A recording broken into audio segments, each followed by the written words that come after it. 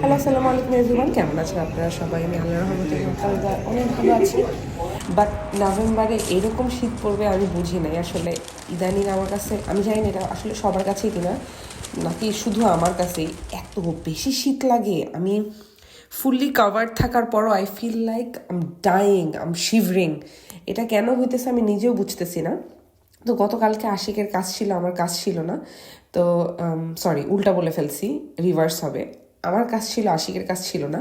So এখানে আমরা আমাদের পাশেই একটা সাবওয়ে, ওরা হালাল, ওদের কাছ থেকে আমরা সব প্রায় হচ্ছে এই সাবটা কিনে খাই আর কি। এটা একটা ফুট লং সার্ভ। এটা আমরা একটা কিনলে দুজন মিলে খাই। এটা একদম পারফেক্ট আমাদের জন্য সকালের ব্রেকফাস্টে। So I plan not to make anything.